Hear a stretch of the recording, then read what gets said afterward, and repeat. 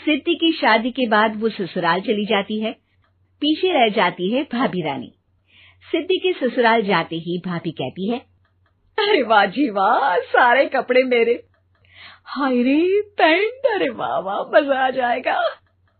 अरे ये सिद्धि की अलमारी के सामने खड़े होकर क्या बड़बड़ा रही है?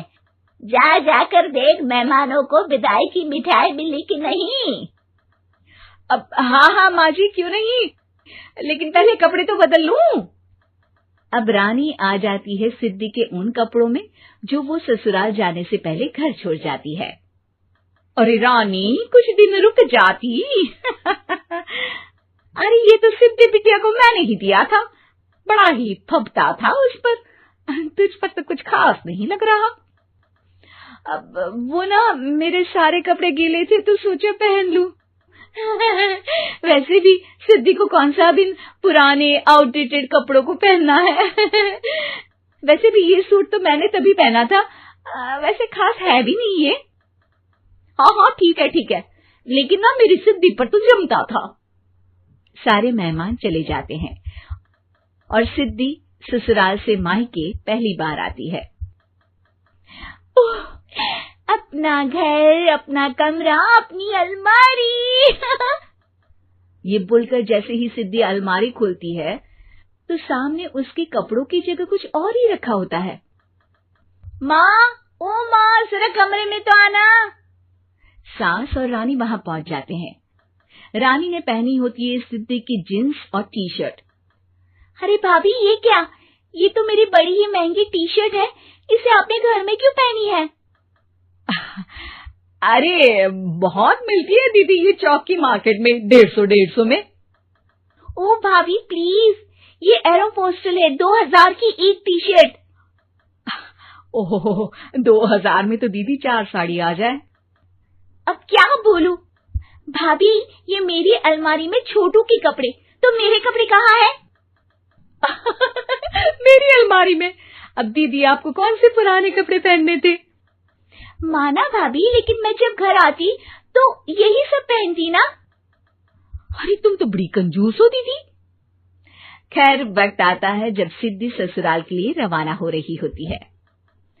अरे रानी, अंदर से सिद्धि का गिफ्ट ले आ, लड़की पहली बार ससुराल से मायके आई है। रानी अंदर जाती है और एक सिंपल सी साड़ी लेकर बाहर आ जाती है। ये लीजिए माँ जी। सास बेटी को गिफ्ट देकर ससुराल भेजती है। अगले दिन रानी एक सुंदर सी साड़ी पहनकर सामने आती है। अरे रानी, ये तो वो साड़ी है जो मैंने सिद्धि को देने के लिए दी थी जब वो ससुराल ले जाती, लेकिन ये तूने कैसे पहन ली? अरे माँ जी, ये साड़ी तो मुझे बहुत पहले से ही पसंद थी, लेकिन चिंता ना करिए, मैंने सिद्धि के लिए भी अच्छी सी साड़ी दी है। हाँ। तभी सिद्धि का फोन आता है। क्या माँ, कुछ अच्छा तो दिया होता ससुराल ले जाने के लिए। अरे पहले दिखा दिया होता। यूं चमकते हुए पैकेट में नौकरानी वाली साड़ी मत दिया करो माँ। अरे बेटे, वो तेरी भाभी ने ना गलती से उससे पैकेट बदल गया। हाँ, मैं कल ही तेरे भाई के हाथ से तेरा वाला पैकेट भेज दूंगी। अरे रहने दो माँ, आई एम श्योर भाभी ने अभी वही साड़ी पहनी होगी जो तुमने मेरे लिए रखी थी। तुम तो समझ नहीं पाई उनको। खैर छोड़ो, मैं ज्यादा बोलती अच्छी नहीं लगती, रहने दो, आपको उन्हीं के साथ रहना है, फिर बात करेंगे। सास को रानी पर गुस्सा आ जाता है। वो उसके कमरे में जाती है जहाँ वो शादी का एल्बम देख रही होती है। रानी, मार्केट जाकर एक ऐसी ही साड़ी लेकर आ, कल प्रतीक जाकर सिद्धि के घर दे आएगा। अरे क्यों माँ जी, कितनी साड़ी देनी है दीदी को? यहाँ कोई सेल लगी है क्या? अरे चुप कर, मेरे बेटी के हिस्से की साड़ी खुद पहन ली, अब ज्यादा ज्ञान बांट रही है। एक दिन सिद्धि का फोन आता है। माँ, मेरी सास ने आप सबको खाने पर बुलाया है। सारे लोग सिद्धि के ससुराल पहुंचते हैं। खाना खाकर वो लोग निकल रहे होते हैं कि सिद्धि की सास सभी को गिफ्ट देती है।